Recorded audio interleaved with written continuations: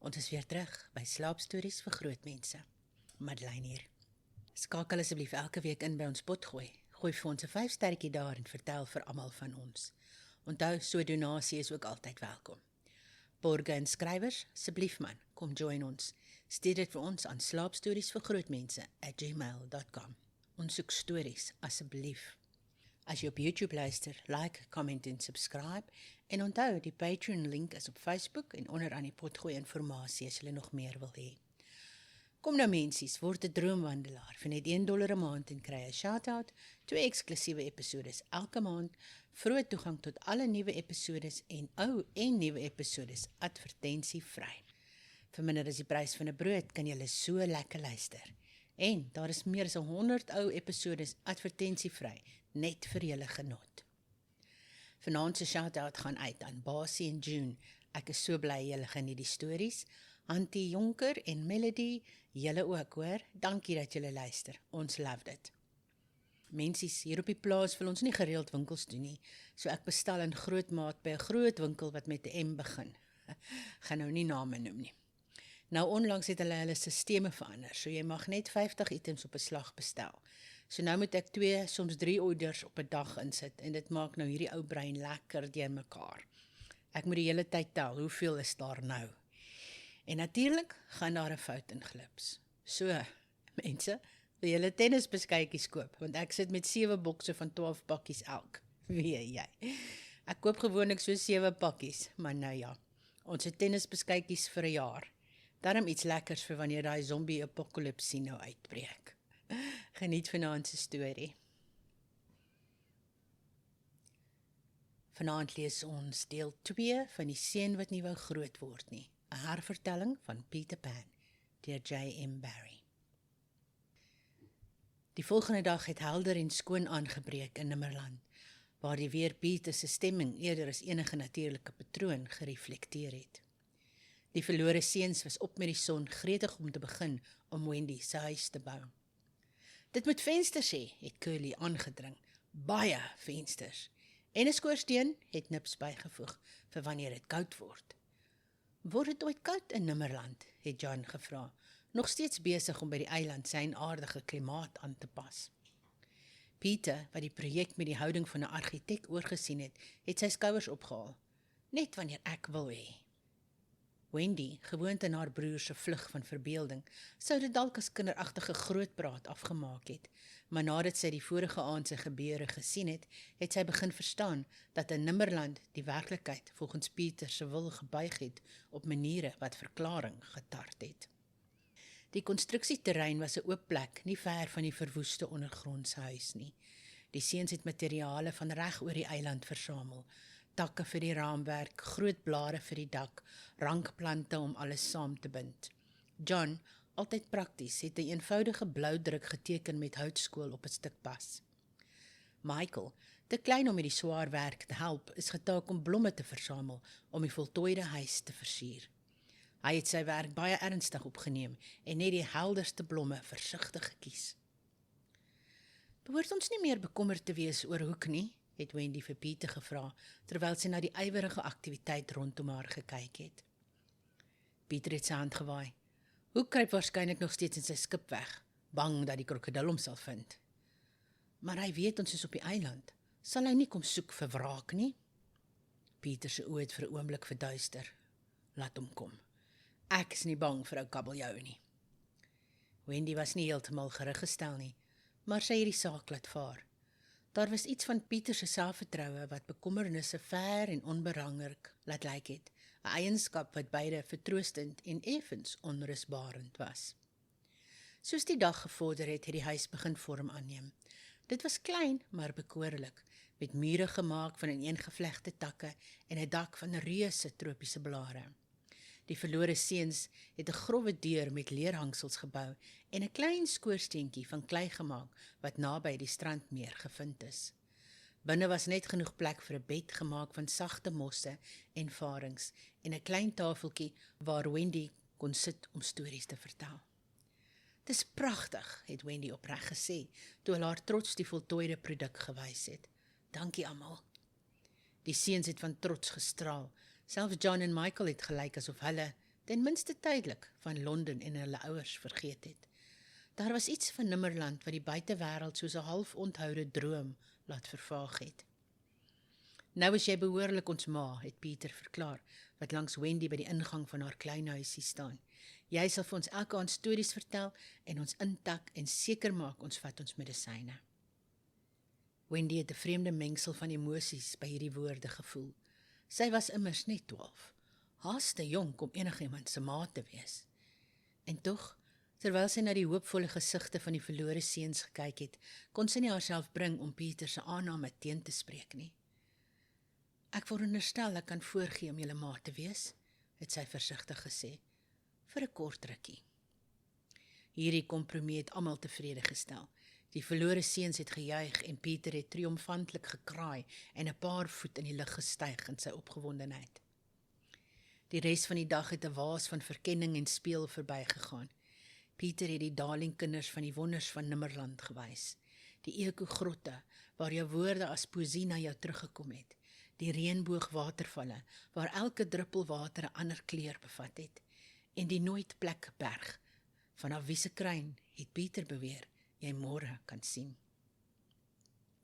Teen sononder was hulle uitgeput, maar opgetoe. Hulle het rondom 'n vuur buite Wendy se huis byeengekom en vreemde vrugte gebraai, wat soos 'n kombinasie van elke nagereg wat Wendy al ooit geproe het, gesmaak het. Die nagtelike lug was warm en gevul met die geluide van eksotiese insekte en verre dieregeluide. Vertel vir ons 'n storie, ma, het Doodles versoek, terwyl hy kruisbeen by Wendy se voete sit. Die ander seuns het vinnig by die pleidooi aangesluit, selfs John en Michael, wat ten spyte daarvan dat hulle Wendy se stories hulle hele lewe lank gehoor het, nooit daarvan moeg geword het nie. Baie goed, het Wendy ingestem en haarself meer gemaklik op die stomp gevestig, wat as haar sitplek gedien het. Eendag was daar 'n heer, genaamd meneer Darling. Sy het begin om die storie van haar eie ouers te vertel, hoe hulle ontmoet het en verlief geraak het, hoe hulle 3 kinders gehad het wat hulle aanbid het. Terwyl sy gepraat het, het sy iets ongewoons raak gesien. Pieter, wat naby gesit het, sy gesig deur die vuurlig verlig, het geleidelik in die skaduwees teruggetrek. Sy uitdrukking het geslote en afstandelik geword. Toe sy haar verhaal voltooi het die verlore seuns tevrede gesig, maar Pieter het stil en afsydig gebly. Het jy nie van die storie gehou nie, Pieter? Het Wendy gevra. Vaders word oorskat, het hy plat gesê. Maar het jy nie enige vader gehad nie? Het Michael onskuldig gevra. Pieter se gesig het verhard. Ek onthou nie. Sekerlik moet jy iets van jou ouers onthou, het John aangedring. Ek onthou. Pieter het begin en toe gehuiwer. Ek onthou hoe ek deur die venster gekyk het nadat ek weggeloop het.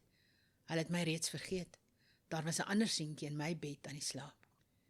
Die hartseer in sy stem was so diep dat Wendy gevoel het hoe haar hart saamtrek. Sy wou vir hom sê dit kon moontlik nie waar wees nie, dat ouers nooit hulle kinders vergeet nie, maar iets in Pieter se uitdrukking het haar gekeer. Hy het geglo wat hy gesê het en niks wat sy kon sê sou hom anders oortuig nie. Dis tyd vir bed, het Pieter skielik aangekondig, sy stemming met kenmerkende skielikheid verskuif. Verlore seuns, na julle nuwe skuilplek. Wendy na haar huis. Die nuwe skuilplek, het Wendy geleer, was 'n reeks holle bome, soortgelyk aan hulle vorige huis, maar dieper in die woud geleë en beter weggesteek. Wat van John en Michael, het sy gevra. Waar gaan hulle slaap? Saam met die verlore seuns natuurlik, het Pieter geantwoord, tensy hulle liewer in jou huis wil slaap. Ons wil by die verlore seuns bly, het John verklaar, met Michael wat entoesiasties langs hom geknik het. Die avontuur om in 'n hol boom te slaap was te opwindend om af te staan. Terwyl almal gereed gemaak het vir bed, het Wendy 'n steek van bekommernis gevoel. Sy was so meegesleer deur die wonders van Nimmerland, dat sy skaars aan haar ouers gedink het, sedert sy aangekom het. Wat het hulle nou gedoen? Was hulle bekommerd? Het tyd in Londen dieselfde verloop as in Nimmerland, of sou hulle terugkeer om te vind dat jare verby is? Hierdie onontrustende gedagtes is onderbreek deur 'n klein goue lig wat naby haar nuwe deur gesweef het. Tinkerbell het aangekom. en volgens haar aggressiewe getinkel was sy nie gelukkig oor Wendy se huis nie. "Hallo Tinkerbell," het Wendy beleefd gesê, ten spyte daarvan dat sy die elfie se rol geken het om haar broers na die seerowers te lei. "Het jy kom kuier?" Tinkerbell het geantwoord, met wat soos baie onbeskofte klokgeluitjies geklink het. "Sy sê dit behoort haar huis te wees, nie joune nie," het Pieter vertaal en skielik langs die elfie verskyn. "Sy sê jy moet huis toe gaan." "O," het Wendy geantwoord, gekwets ten spyte van haarself. "Ek verstaan." Pieter het vir Tinkerbell gefrons. "Dis nie mooi nie, Tinkerbell. Wendy is nou ons ma. Sy bly." Tinkerbell se lig het 'n kwaai rooi kleur geword en sy het die nag in weggejaag, 'n spoor van fonkelende stof agtergelaat wat vinnig vervaag het. "Moenie oor haar bekommer," het Pieter gesê. "Sy's net jaloers." "Jaloers? Op my?" het Wendy verras gevra. "Maar waarom?" Pieter het sy skouers opgehaal, klaarblyklik onbewus van of ongeïnteresseerd in die komplekse emosies ter sprake. "Sy was nog altyd so. Sy wil my heeltemal vir haarself hou." Voordat Wendy op hierdie onthullende stelling kon reageer, het Pieter se aandag alreeds verskuif. "Kyk," het hy uitgeroep en na die lig gewys. "Die tweede ster klop. Dit beteken gevaar." Wendy het opgekyk, maar kon geen verskil in die sterlig onderskei nie. "Watter soort gevaar?" "Seerowers," het Pieter grimmig gesê. "Hulle is vanaand op pad." 'n Koue rilling het langs Wendy se ruggraat geloop ten spyte van die warm aandlig. "Moet ons die ander waarsku?" Pieter het sy kop geskud. "Dis nie nodig om hulle bang te maak nie. Ek sal wag hou." Pieter het sy kop geskud. "Dis nie nodig om hulle bang te maak nie. Ek sal wag hou." Hy het omgedraai om te loop, toe gestop. "Wendy?" "Ja, Pieter."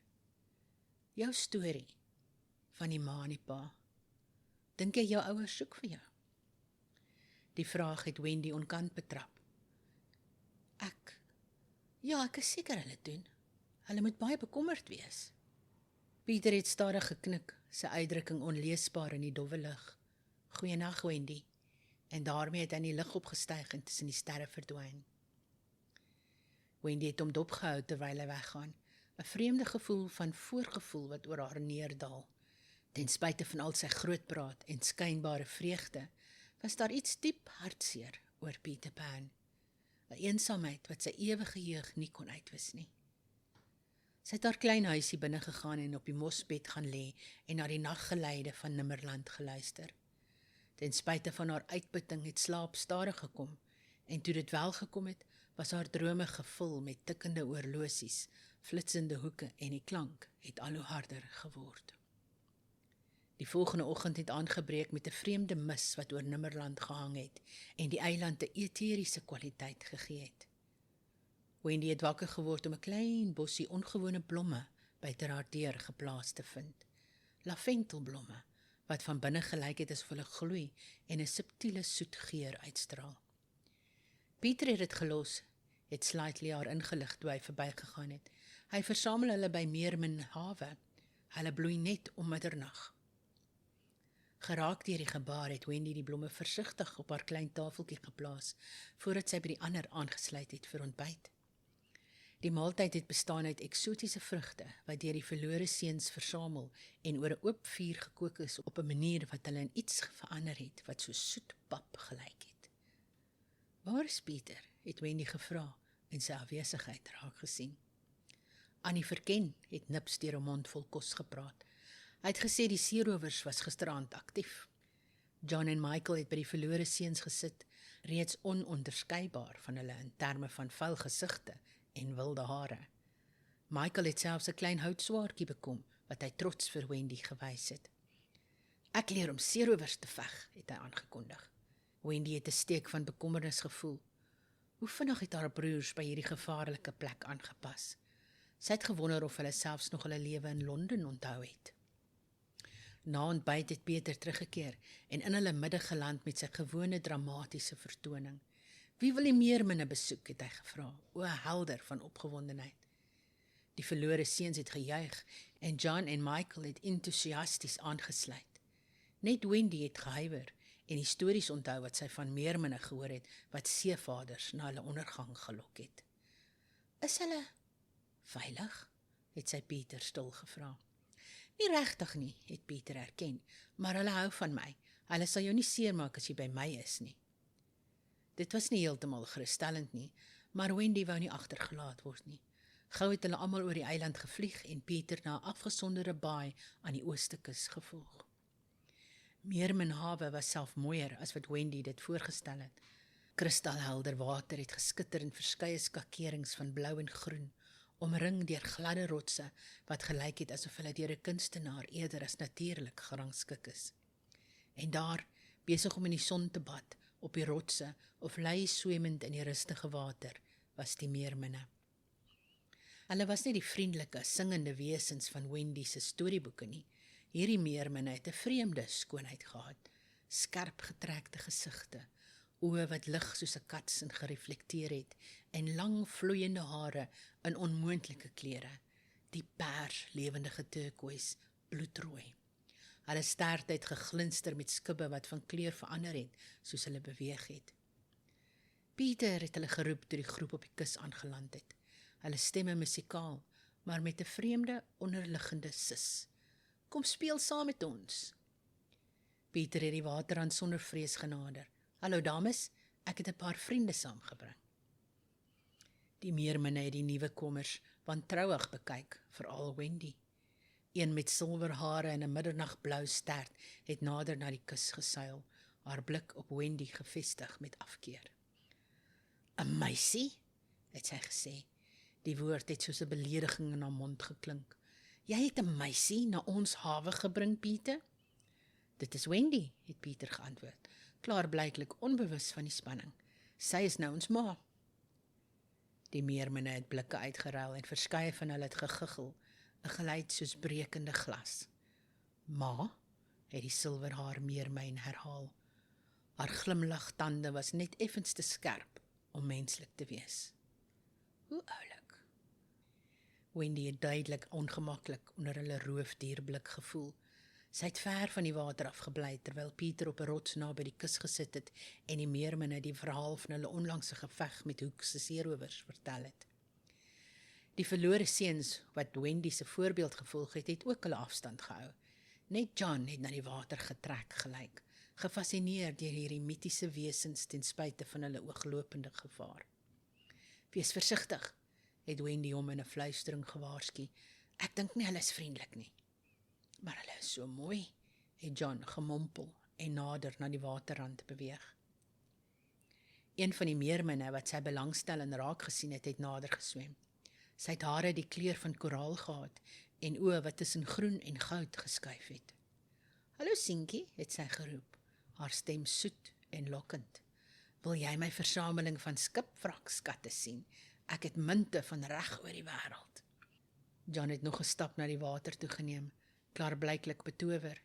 Die meermin het geglimlag en haar hand uitgesteek en hom nader gewenk. John, het Wendy skerp geroep en sy arm gegryp. Staan terug! Die meermin se gesig het getransformeer. Haar mooi trekke het in iets wilderig en kwaad verwring. Met 'n plons het sy onder die oppervlak verdwyn. Hulle het probeer om hom te verdrink, het Wendy vir Pieter gesê, wat uiteindelik die opskudding raak gesien het. Pieter het sy skouers opgehaal. Hulle doen dit soms. Hulle kan nie help nie. Dis hulle aard. Wendy was ontstel deur sy terloopse houding teenoor soveel gevaar.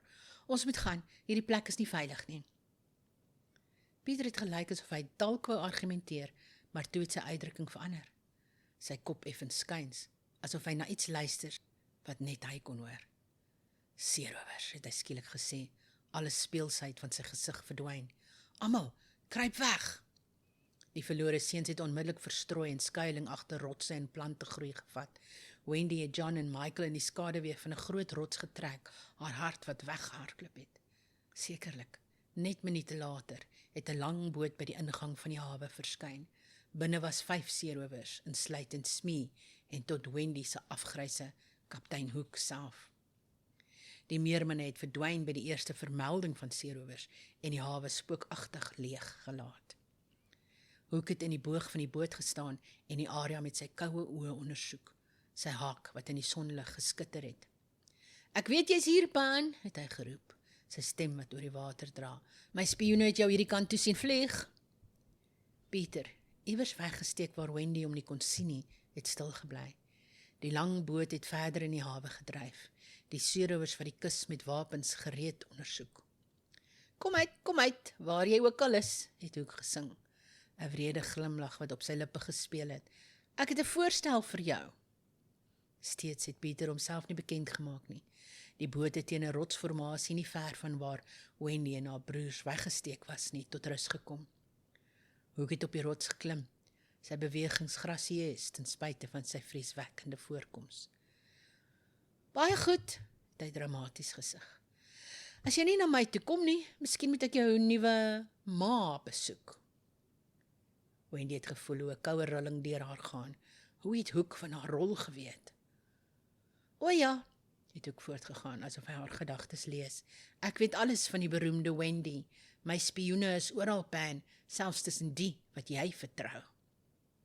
Hierby het Pieter uiteindelik uit sy wegsteekplek tevoorskyn gekom en bo op 'n hoë rots wat die hawe oorskou gestaan.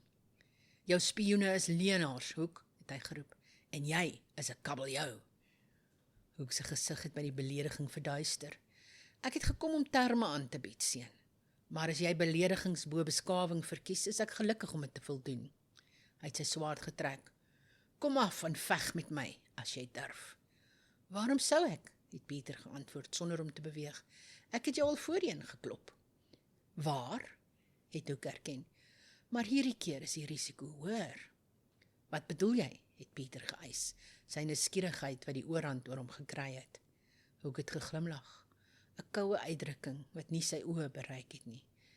Ek bedoel seun dat jou kosbare ma en die Darling-kinders al 'n geruime tyd van die huis af weg is.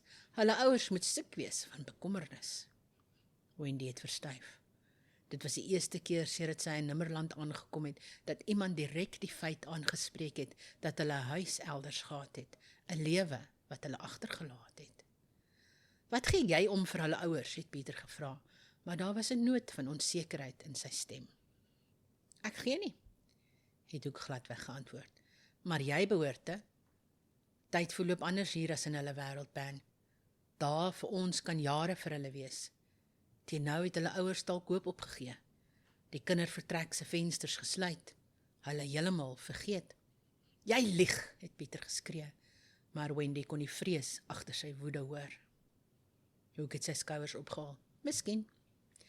Of miskien sal die Darlings tuis kom om te vind hulle ouers is oud en grys, of erger, vir ewig weg. Alles omdat jy hulle selfsugtig hier gehou het om jou speletjies te speel. Wendy het gevoel asof die grond onder haar weggesak het. Kon dit waar wees? Het jare in Londen verbygegaan terwyl hulle in Nimmerland gespeel het? Die gedagte was te verskriklik om te oorweeg. Pieter het ewig geskud deur Hoek se woorde gelyk.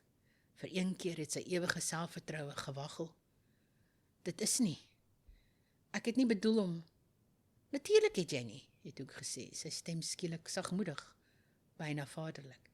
Jy dink nooit aan gevolge nie, nee Pieter. Dit is die leksheid van ewige kind wees. Die seerower-kaptein het sy swaard in 'n doelbewuste, nie bedreigende gebaar teruggesteek. Ek is nie hier om vandag te veg nie. Ek is hier om redding aan te bied. My skip kan die Darling-kinders huis toe neem. Terug na Londen, terug na hulle wagtende ouers. Al wat jy hoef te doen, is om die woord te sê. Wendy het haar asem opgehou. Die aanbod was ongetwyfeld 'n stryk. Tog het Hoek se woorde oor tyd wat anders verloop 'n snaar van vrees in haar hart getref. Wat as hy die waarheid vertel het daaroor? Ten minste. Pieter het gelyk asof hy met soortgelyke gedagtes geworstel het. Sy gewone sorgelose uitdrukkings is vervang deur een van ware angs. Moenie na hom luister nie, Pieter, het een van die verlore seun, Nips, het Wendy gedink, vanuit sy wegsteekplek geroep. Dis 'n triek. Is dit? Het Hoek sang gevra. Vra die meisie Pan. Vra vir Wendy of sy wil huis toe gaan, om haar ma en pa weer te sien voordat dit te laat is. Alle oë het na Wendy gedraai. Sy het die gewig van die oomblik gevoel wat op haar neersak soos 'n fisiese krag. Deel van haar, die deel wat betower was deur Nimmerland se towery en Pieter se aansteeklike vreugde wou vir ewig in hierdie wêreld bly waar groot word opsioneel was. Maar 'n ander deel, die deel wat haar ma se sagte welterus nagsoene en haar pa se trotse glimlag onthou het geweet dat sy nie haar werklike lewe, haar werklike gesin kon verlaat nie. En ook nie, het sy met 'n steek besef, kon John en Michael, maak nie saak hoe gelukkig hulle gespeel het om verlore seuns te wees nie. Ek wil my ouers weer sien, het Wendy erken, haar stem skaars bo fluistering. Ons almal wil. Hoek se triomfantelike glimlag was verskriklik om te aanskou. Daar het jy dit, Pan, die ma het gepraat. Pieter se gesig het skok, toe seer kry en uiteindelik 'n koue woede geregistreer wat sy jeugdige trekke in iets oud en vreesaanjaend getransformeer het. Goed, het hy gespoeg. As jy so graag wil groot word, gaan dan. Gaan terug na jou vervelige wêreld van volwassenes en verantwoordelikhede en reëls. Die felheid in sy stem het Wendy laat terugdeins. Pieter, verstaan asseblief. Maar Pieter het nie geluister nie. Hy het reeds homself in die lug gelanseer en in die wolke verdwyn, sonder om te kyk. Die verlore seuns het uit hulle wegsteekplekke tevoorskyn gekom, verward en verlate. Hoek se seerowers het beweeg om hulle te omring, hande op hulle wapens. Wel, het Hoek gesê, sy stem dik van bevrediging. Dit lyk asof die beroemde Peter Pan sy volgelinge verlaat het. Hoe baie volwasse van hom. Hy het na Wendy gedraai en 'n elegante buiging uitgevoer, wat bekoorlik sou gewees het as dit nie vir die glinsterende haak waar sy regterhand moes gewees het nie. Juffrou Darling, ek glo ons het sake om te bespreek. Die Jolly Roger was presies soos Wendy 'n seerowerskip voorgestel het, tog op een of ander manier meer dreigend in sy werklikheid. Die swart seile het slap gehang in die windlose lug, die verweerde hout van die dek het met elke stiep gekraak, en die doodskop en gekruiste bene vlag by die masblok het afgeglimlag na die gevangenes, terwyl hy aan boord gelei is. Hoek het sy woord gehou, ten minste in die sin dat hulle nie tydens die reis van Meermin-hawe beseer het nie. Die verlore seuns saam met John en Michael is na die skip se ruim gelei, terwyl Wendy na die kaptein se kwartiere gebring is. 'n verrassende, versierde kajuit aan die agterste kant van die vaartuig. Sit asseblief, het Hoek aangebied, en gewys na 'n stoel by 'n groot houttafel wat die kamer oorheers het. Kaarte en seevaartinstrumente was oor die oppervlak versprei, saam met 'n kristalkaraf van donkerrooi vloeistof wat ongemaklik soos bloed gelyk het. Wendy het regop gebly staan. Waar is my broers en die verlore seuns? Hulle is veilig, het Hoek haar verseker, en vir homself 'n glas uit die karaf geskink. Dit was, tot Wendy se verligting, net wyn. Vir nou. Wat beplan jy om met ons te maak, het sy gevra, en probeer om haar stem bestendig te hou. Hoek het haar met sy koue blou oë bestudeer. Dit hang alles van jou af, juffrou Darling. Hy het 'n teeg uit sy glas geneem. En van Peter Pan, natuurlik. Pieter is weg, het Wendy gesê, en kon nie die seer kry uit haar stem hou nie. Jy het gesien hoe hy weggevlieg het. Hy sal terugkom, het Hoek selfversekerd geantwoord. Peter Pan mag baie dinge wees, maar hy is nie een om 'n spel te verlaat, voordat dit klaar is nie. En moenie fouteer nie, juffrou Darling. Vir hom is hierdie net 'n spel. Daar was so bitterheid in sy stem, dat Wendy nie kon help om te vra nie. Hoekom haat jy hom so baie? Is dit net omdat hy jou hand afgesny het? Hoek se uitdrukking het verdonker. My hand was net die begin. Pan het my by elke draai dwarsbo my voor my bemanning verneder, myne voorwerp van spot verander. Hy het sy hoek op die tafel neergeslaan, wat Wendy laat skrik het. Maar die ergste van alles, hy word nooit ouer nie, terwyl ek kwyn met elke jaar wat verbygaan. Daar was iets so opreg gegrief in sy toon, dat Wendy 'n onverwagse vlaag van simpatie gevoel het. Dit moet moeilik wees, het sy erken, om in 'n plek te leef waar net jy sterflikheid moet trotseer. Hoek het verbaas gelyk oor haar insiggewende woorde. Inderdaad, maar binnekort sal dit verander. Hy het geglimlag, sy kalmte herwin. Nou, aangaande julle terugkeer na Londen, jy beplan werklik om ons huis toe te neem? Het Wendy skepties gevra. Ek is 'n man van my woord, juffrou Darling, het Hoek geantwoord en 'n beseerde toon aangeneem. Hoewel ek beken, daar is een klein voorwaarde. Ek het gedink daar mag een wees. Hoek se glimlag het verbreed. Slim meisie. Ja, voordat ek jou na jou liefdevolle ouers terugstuur, benodig ek een klein guns. Jy moet my help om Peter Pan te vang. Nooit, het Wendy sonder huiwering verklaar. Nee, het Hoek 'n wenkbrau gelig. Oorweeg dit sorgvuldig, my liewe meisie. Jou broers se toekoms hang aan die balans, net soos joune. Pieter sal nooit in so voor die land liggende struik val nie, het Wendy volgehou. Miskien nie, het Hoek toegegee, maar wat as die struik gelokaas was met iets of iemand wat hy werklik voor omgee? Sy blik het betekenisvol op Wendy gefokus. Voordat sy kon antwoord, was daar 'n opskutting buite die kajuit, stemme roep en die geluid van hardlopende voete op die dek. Kaptein, het Smee die kamer ingestorm sonder om te klop. Sy ronde gesig bloos van opgewondenheid. Dit is Pan, hy is gesien terwyl hy die skip nader. Hoek se gesig het opgelig met kwaadwillige afwagting, reg op skedule. Hy het na Wendy gedraai. Dit lyk asof jou geloof in Pan se vermoë om 'n struik te weerstaan verkeerd geplaas was, my liewe. Hy kom vir jou, net soos ek voorspel het.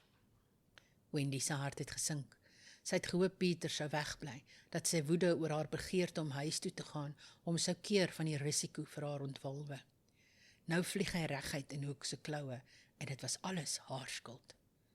Moenie hom seermaak nie, het sy gepleit. Asseblief.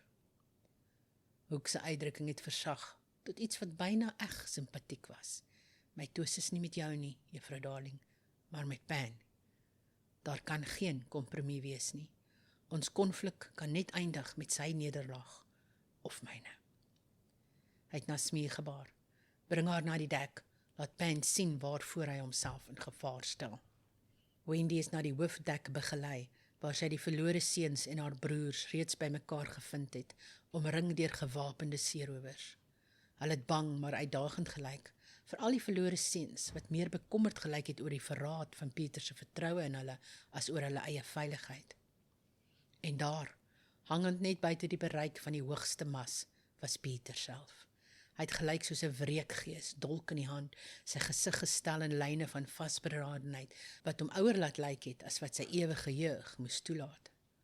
Hoek, het hy geroep, sy stem het door die water gedraai het. Laat my vriende vry.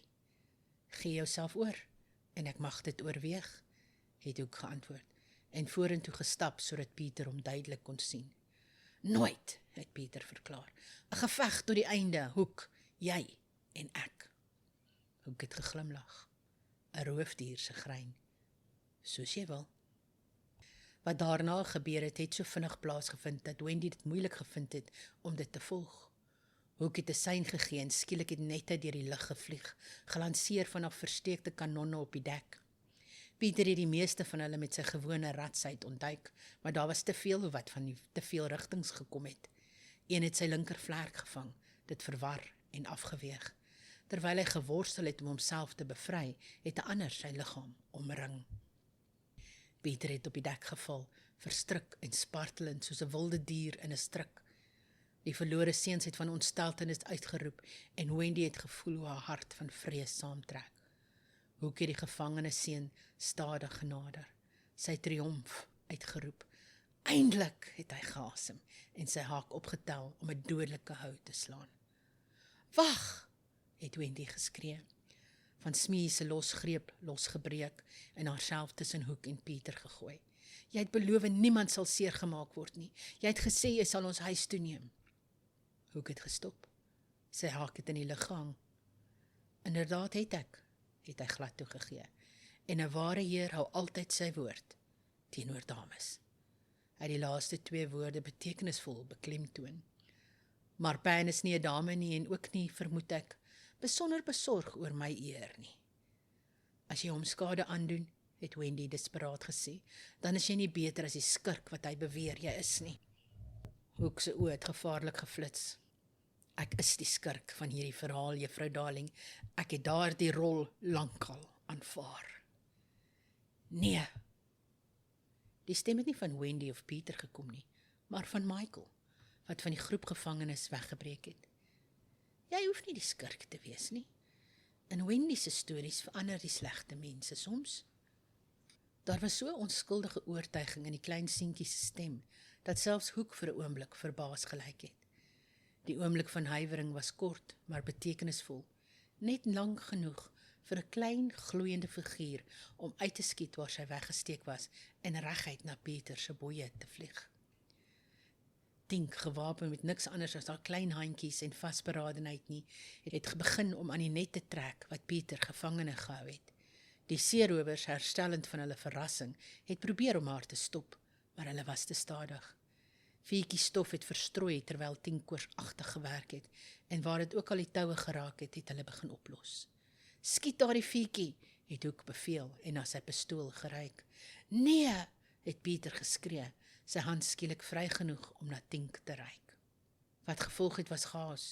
Die verlore seuns wat gesien het hulle leier was op die punt om bevry te word, het hulle self op die naaste seerower gestort, ten spyte daarvan dat hulle ongewapen was. John het 'n gevalle kapersabel gegryp en met verrassende vaardigheid vir 'n seun wat net oor swaarkuns in boeke gelees het, begin om 'n gebaarde seerower af te weer wat oor hom uitgetoring het. Michael, te klein om effektief te veg, het eerder tussen die seerowers se bene gehardloop, verwarring geskep en hulle laat struikel waar moontlik.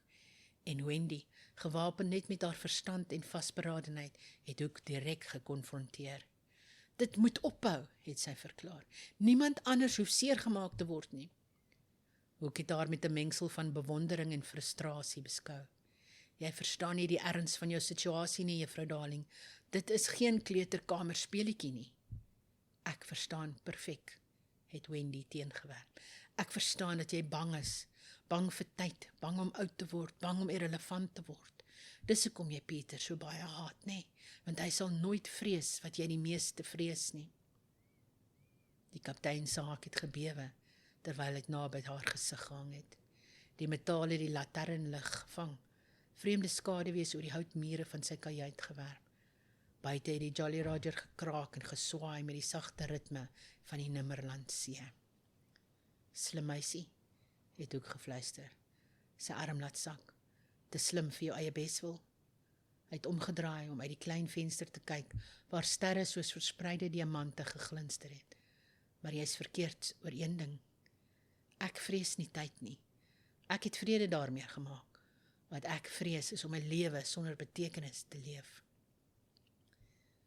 Wendy se trots het gewaggel. Dit was nie die tierende skurk uit haar stories nie. Die man voor haar het skielik kwesbaar gelyk, byna menslik. Weet jy, juffrou Darling, ek was nie altyd so nie. Hoek het na sy blinkende aanhangsel gewys. Ek was eens jonk, vol ambisie en drome. Ek het na Nimmerland geseil op soek na avontuur, net soos jy. Ek glo jou nie, het Wendy gesê, hoewel haar stem oortuiging ontbreek het. Hoek se gelag was hol. Natuurlik glo jy nie. In jou storie is ek die skurk, en skurke is nie veronderstel om geskiedenisse te hê nie. Maar ons kom almal ergens vandaan. Selfs kaptein James Hoek. 'n skielike opskudding het op die dek uitgebreek, geroep en die geskarrel van voete. Hoek se uitdrukking het verdonker. Dit lyk asof jou redder aangekom het. Hy het sy versierde baadjie reggetrek en sy hoed verstel. Kom ons kyk of Peter Pan verstaan wat werklik op die spel is.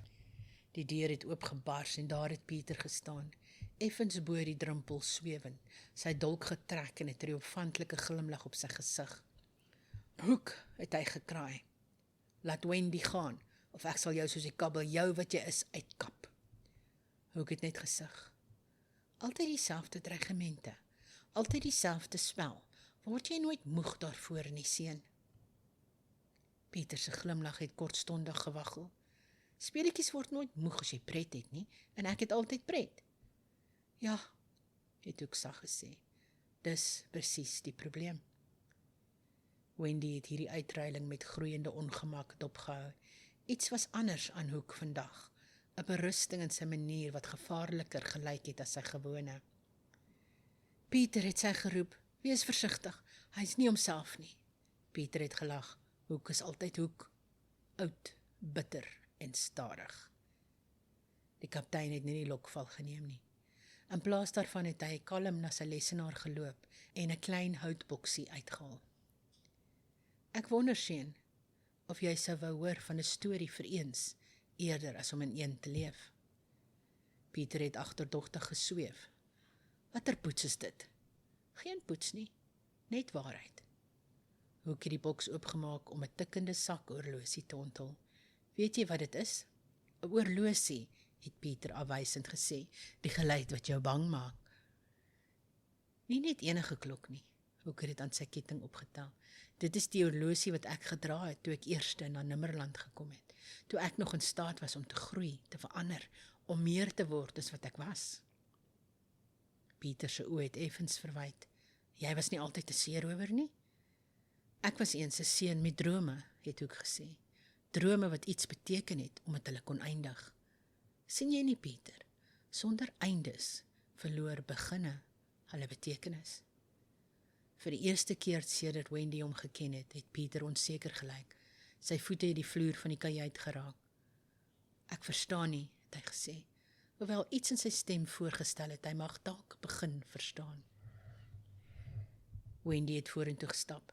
Jy bedoel dat om nooit groot te word nie, beteken om nooit werklik te leef nie, Pieter. Hoek het geklik. Presies, juffrou Darling. Tyd is nie die vyand nie. Stagnasie is. Jy speel al so lank dieselfde spel, jy het vergeet daar's 'n wêreld vol speletjies om te speel. Pieter se uitdrukking het verdonker. Jy probeer my uitslim om groot te word, wel ek sal nooit groot word nie. En daarin lê jou tragedie, het Hoek stilletjies gesê. Jy dink jy's vry, maar jy's meer vasgevang as enige van ons. Die skip het skielik geslinger, wat hulle almal laat wankel het. Deur die venster kon hulle donker wolke sien wat met onnatuurlike spoed vergader. Die eiland reageer op jou, het Hoek opgemerk. Interessant. Miskien is jy nie so tevrede soos wat jy voorgee nie. Pieter het sy kop heftig geskud. Stop dit, dis nie hoe die storie gaan nie. Dis net dit, het Wendy hardop besef. Stories verander, Pieter. Hulle groei, hulle pas aan. Dis wat hulle mooi maak. Buite het weerlig geflits wat die gesigte van die verlore seuns wat op die dek vergader het verlig. Hulle het verward gelyk, bang vir die storm en die afwesigheid van hulle leiers se gewone selfvertroue. Hoek het hulle deur die venster dopgehou. Hulle het meer as speletjies nodig, Pieter. Hulle het leiding nodig, doel. Hulle het my, het Pieter geprotesteer. En wat gebeur wanneer jy moeg raak vir hulle, het Hoek uitgedaag. Wanneer nuwer, jonger kinders jou aandag vang. Jy vergeet, seun. Jy vergeet altyd. Pieter se gesig het bleek geword. Dis nie waar nie. Is dit nie? Het Hoek aangehou. Hoeveel verlore seuns het voor hierdie span gekom? Onthou jy selfs hulle name? Wendy het trane in Pieter se oë sien vorm en 'n steek van simpatie gevoel. Miskien is daar 'n middelpad, het sy saggies voorgestel. Groot word beteken nie om vreugde of verbeelding op te gee nie, dit beteken om nuwe dimensies daarby te voeg. Die storm buite het vererger, golwe teen die skip geslaan met vreesaanjaende krag. Nimmerland verander, het Hoek opgemerk, want jy verander, Pieter, of jy dit erken of nie. Pieter het op sy knie geval, sy dolk op die vloer gekletter. Ek weet nie om iets anders te wees nie, het hy gefluister. Wendy het langs hom gekniel, sy hand gevat. Jy hoef nie dadelik te weet nie. Groot word gebeur eendag op 'n slag. Hoek het hulle dopgehou, sy uitdrukking onleesbaar. Toe met 'n beslissende beweging het hy die sakoorlosie na Pieter gegooi. Vat dit, het hy gesê. Nie as 'n las nie, maar as 'n geskenk. Tyd gee betekenis aan ons keuses. Pieter het die horlosie refleksgewys gevang. Terwyl sy vingers daarom toegemaak het die storm buite begin bedaar. Ek wil nie soos jy wees nie, het Pieter gesê en na Hoek opgekyk. Goed, het Hoek met 'n klein glimlag geantwoord. Die wêreld het nie nog 'n kaptein Hoek nodig nie. Dit het 'n beter Peter Pan nodig. Wendy het Pieter op sy voete gehelp. Kom, het sy gesê, die verlore seuns wag. Hulle sal jou hulp nodig hê om te verstaan wat gebeur. Pieter het stadig geknik, die oorlosie weggebêre. Terwyl hy dit gedoen het, het 'n vreemde ding gebeur. Hy het effens langer gelyk. Sy gelaatstrekke het subtiel meer volwasse geword. Hoek het dit opgemerk en sy kop respekvol gebuig. Miskien is dit die ware avontuur per slot van rekening. Wat gaan jy nou maak, het Wendy hom gevra. Hoek het om sy kajuit gekyk na die kaarte en skatte wat oor ontelbare jare versamel is.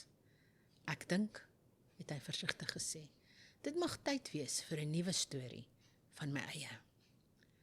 Terwyl hy op die dek uitgekom het die verlore seuns na Pieter gehardloop, vrae en bekommernisse gebabel.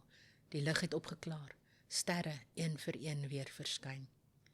Pieter het na hulle almal gekyk, sy getroue volgelinge, Wendy met haar stories, selfs Hoek met sy onverwagse wysheid, en het iets binne in hom voel skuif.